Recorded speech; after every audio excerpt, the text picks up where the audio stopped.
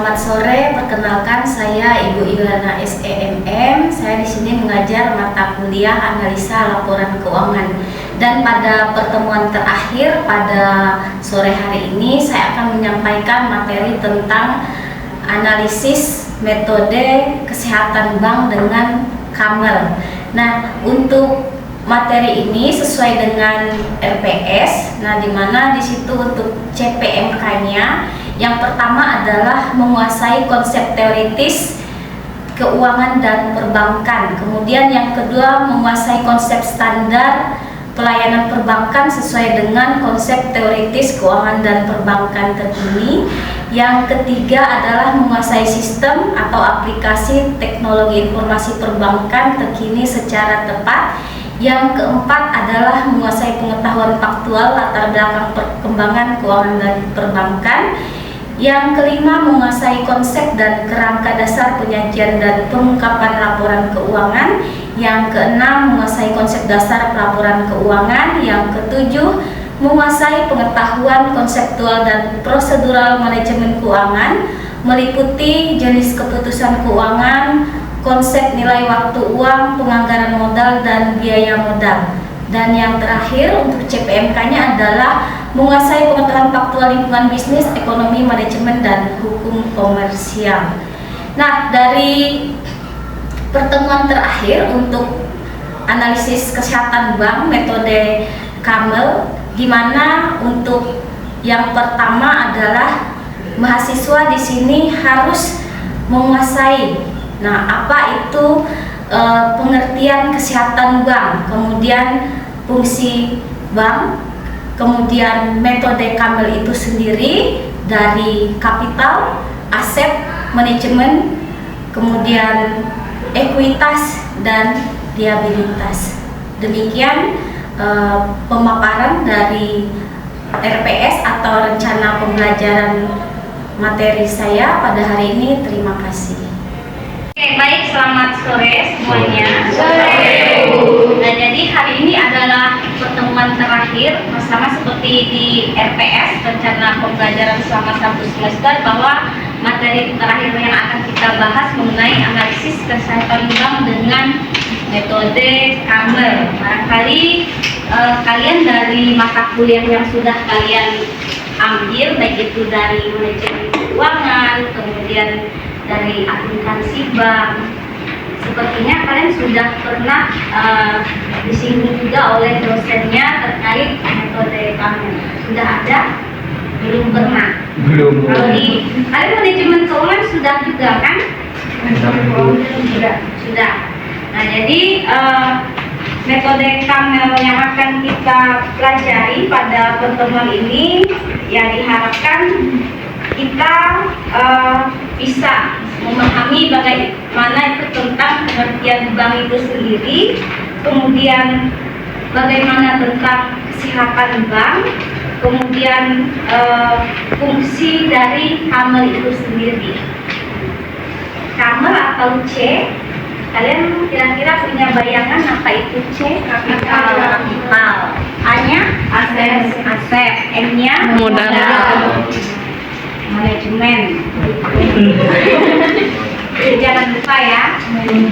Kemudian setelah manajemen, E-nya likuiditas, kemudian L-nya adalah likuiditas. Nah, kemudian untuk pengertian bank itu sendiri, bank menurut Undang-Undang Nomor 10 Tahun 1998 merupakan badan usaha yang menghimpun dana dari masyarakat dalam bentuk simpanan, kemudian disalurkan kembali kepada masyarakat itu dalam bentuk kredit. Nah, Ibu rasa ketika kalian belajar BDLK ini juga sudah dijelaskan. Sudah belajar BDLK kan? Jadi kalian pasti sudah tahu pengertian dari bank itu sendiri. Nah, berikutnya mengenai kesehatan bank. Kenapa sih kita perlu mengetahui kesehatan bank? Nah, kalau misalnya di sini kata kuncinya kesehatan bank. Kalau di mindset kalian sendiri, kesehatan bank itu lebih kemana? finansialnya.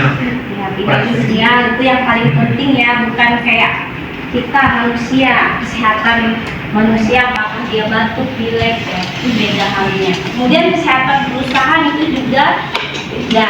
Nah, tetapi kalau kita berbicara tentang kesehatan bank, nah ini memang lebih kepada operasional perbankan itu sendiri. Kemudian kita juga melihat, nah sejauh mana bank itu mampu untuk memenuhi semua kewajibannya. Nah, menurut undang-undang perbankan yang berlaku. Nah, kira-kira kesehatan bank ini diatur oleh siapa tadi? Untuk kesehatan bank, kesehatan perbankan itu diatur oleh siapa?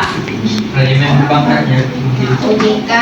Selain OJK siapa lagi? Bank Indonesia. Bank Indonesia itu yang paling penting. Nah, jadi kalian jangan lupa nanti seperti di take home, ujian take home kalian kan, kalau untuk standar kesehatan atau kinerja keuangan perusahaan itu berdasarkan standar industri. Kalau untuk khusus bank, nah kemarin kan ada profitabilitas, berarti lebih ke rentabilitas banknya. Nah, jadi menggunakan standar Bank Indonesia juga. Nah, untuk pasal 29 Undang-Undang Nomor 27 Tahun 1992, kemudian diatur lagi dalam Undang-Undang Nomor 10 Tahun 1998 bahwa bank itu wajib memelihara kesehatannya sesuai dengan tingkat kecukupan modal, kemudian kualitas asetnya, kemudian kualitas manajemennya, likuiditasnya, rentabilitasnya, dan juga solvabilitas, serta aspek lain yang berkaitan dengan usaha bank sesuai dengan prinsip kehati-hatian. Nah, jadi bukan hanya manusia ya, nah tetapi bank itu yang paling fundamental, bagaimana cara mereka mampu untuk menjaga kesehatannya. Nah, bahkan di kota kita BPR itu sudah ada beberapa BPR yang ditutup. Nah, karena mereka ini tadi tidak mampu untuk melihat tingkat kesesuaian, tidak lagi mampu untuk atau tidak diizinkan untuk beroperasi. Merta disuruh tutup ya. Nah, tetapi OJK dan juga Bank Indonesia mempertimbangkan dengan cukup hati-hati. Nah, sama juga seperti perusahaan kalau misalnya di pasar modal atau lewat Bursa Efek Indonesia, memang misalnya sudah tidak layak, nah itu akan diperhatikan tingkat kelayakannya apakah masih mampu bertahan atau tidak. Selain itu, yang dipertimbangkan dalam kesehatan bank juga adalah terkait Surat Edaran Bank Indonesia nomor 6/23/DPRIP pada tanggal 13 Mei tahun 2004. Sudah lahir? Belum. Sudah. Ada yang sudah? Nah, jadi yang diperhatikan di sini adalah mengenai penilaian tingkat kesehatan bank. Nah, di mana itu merupakan penilaian kualitatif atas aspek permodalan, kemudian kualitas aset, manajemen, rentabilitas, likuiditas, dan sensitivitas terhadap risiko pasar modal. Kalian paham apa itu penilaian kualitatif? Kira-kira siapa yang tahu tentang penilaian kualitatif? Ya. Penilaian kualitatif. Data yang berbentuk apa? Sekunder. Ya. Dengan Sekunder. ya, bisa dalam bentuk apa? Kalau kualitatif, wawancara. Nah, bisa saja wawancara, kemudian apa lagi? Apa, Aska? Dari internet. Bisa informasi, kemudian apa lagi? buku dari pihak manajemen atau dari artikel. Nah, jadi semua informasi yang bersifat kualitatif itu terkait ini tadi, misalnya aspek permodalan, nah, berarti kan dari catatan. Nah, kemudian kalau dari kuesioner biasanya itu akan lebih jelas. Nah, kalau kalian kan biasanya juga setiap semester misi angket atau kuesioner kan, nah itu menjadi data kualitatif.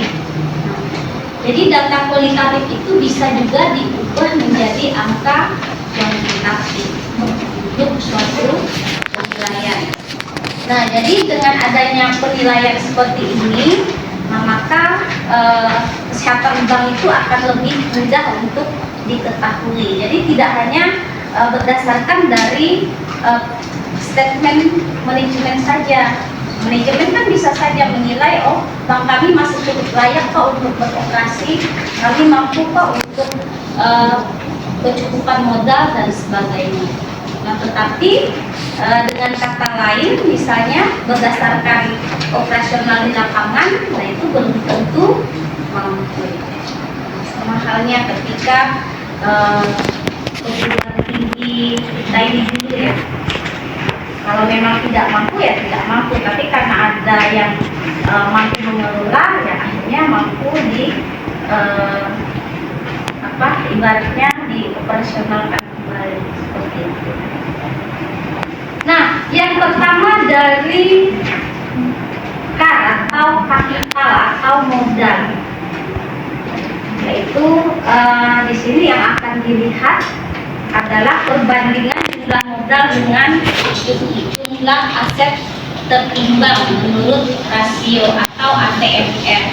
Nah, jadi rumusnya KAR atau sama dengan jumlah modal dikali 100% dibagi dengan ATMR.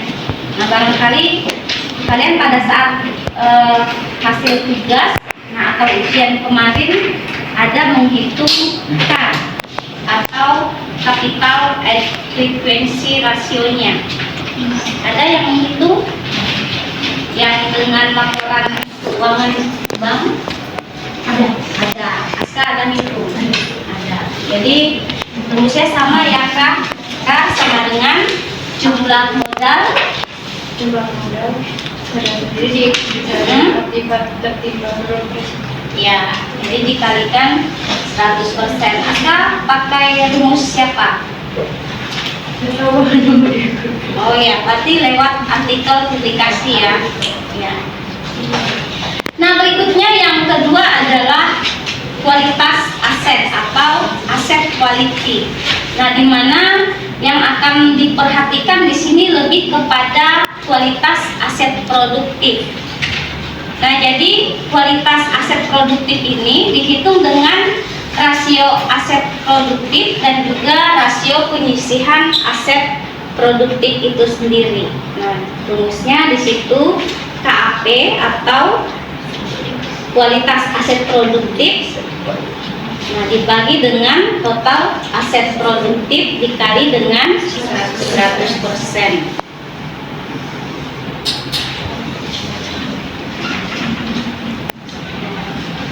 Nah, berikutnya manajemen.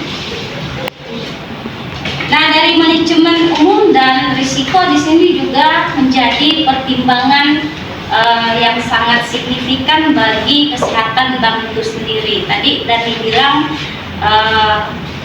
yang mengambil peran penting dalam kesehatan bank siapa? Nah, dari bilang adalah manajemennya. Jadi manajemen juga mengambil peran penting di sini. Nah, karena di dalam suatu manajemen di situ yang paling penting lebih strategi, kemudian struktural, sistem kepemimpinan, likuiditas, kredit operasional, hukum, dan pemilik atau pengurus. Makanya di dalam struktural suatu perbankan itu tinggi, panjang, atau banyak. Yang paling tinggi siapa? Pucuk pimpinannya. Kalau bank misalnya sudah listing di pasar modal atau di bursa efek. Pemegang saham Ya. Yang paling tinggi siapa? Pengurusnya siapa? Kalau dalam perbankan, ya pemilik saham biasanya disingkat apa? Investor. Pak. R. Ya. Sering dengar nggak? Ya.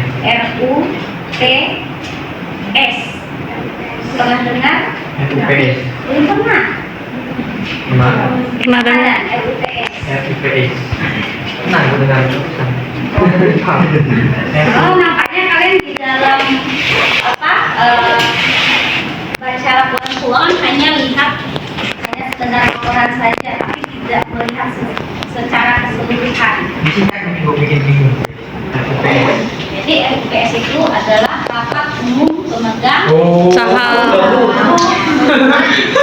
dalam Saya nggak tahu. perusahaan juga sama.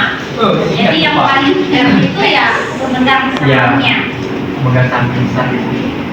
Nah, untuk manajemen di sini dalam menilai kesehatan suatu bank itu dihitung menggunakan skala 0 sampai 4. Artinya di sini pakai skala angka ya. Nah, biasanya kalau untuk kuesioner seperti itu atau angket.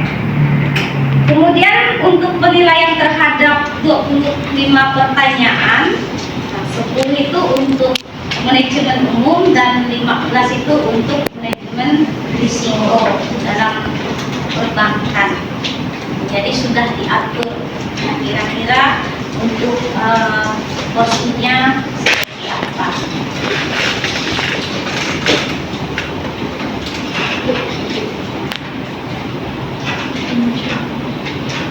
Nah, kemudian berikutnya selain manajemen tadi ada earning atau rentabilitas.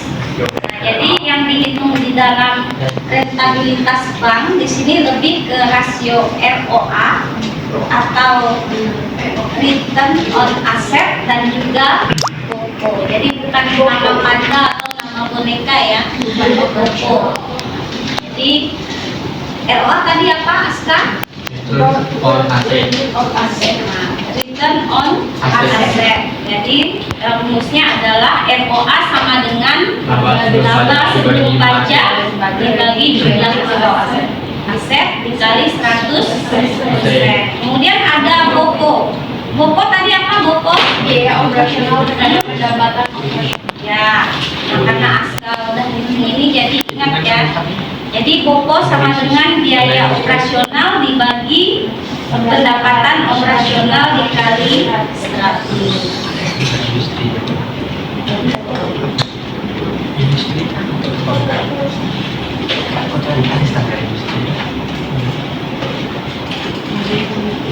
Nah, yang terakhir adalah likuiditas. Nah, rasio CR dan LDR, bukan long distance relationship ya. Ada di sini yang LDR-an.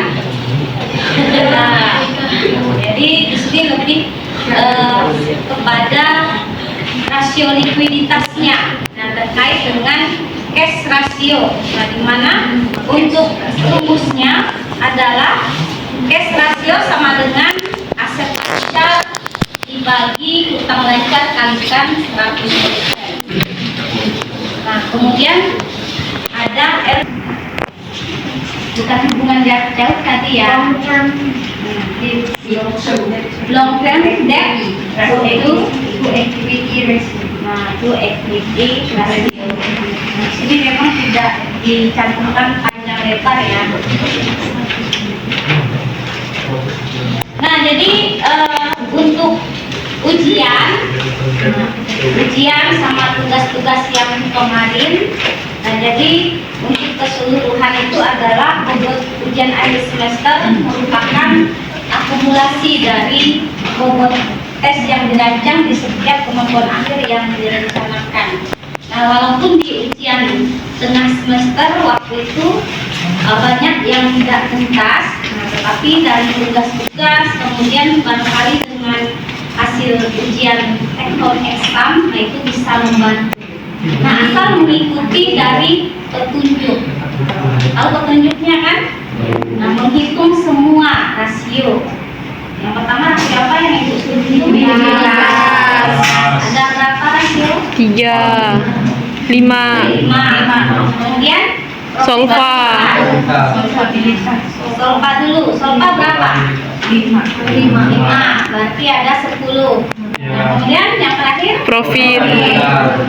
profitabilitas. Kemudian kalau dia misalnya rasio keuangan bank, berarti yang dihitung adalah rentabilitas bank. Kalau sesuai petunjuk ya insya Allah puji Tuhan yang pasti lulus. Nanti Ibu akan mengecek dari hasil pekerjaan take home examnya. Nah, untuk aspek penilaian tetap ya. Nah, kehadiran 10% itu sudah Ibu akumulasi dari presensi dari e-kampus. Nah, misalnya yang tidak hadir pada saat pertemuan, nah itu sudah Ibu sesuaikan dengan catatan baik dari ketua kelas maupun dari wakil ketua kelas setiap pertemuan. Nah, kemudian untuk tugas, nah tugas-tugas juga Ibu tidak pilih kasih ya. Karena kalau misalnya terdata semua mengerjakan tugas, nah Ibu akan akumulasikan. Nah, katakanlah dalam 1 semester ini kalian setiap pertemuan ada tugas.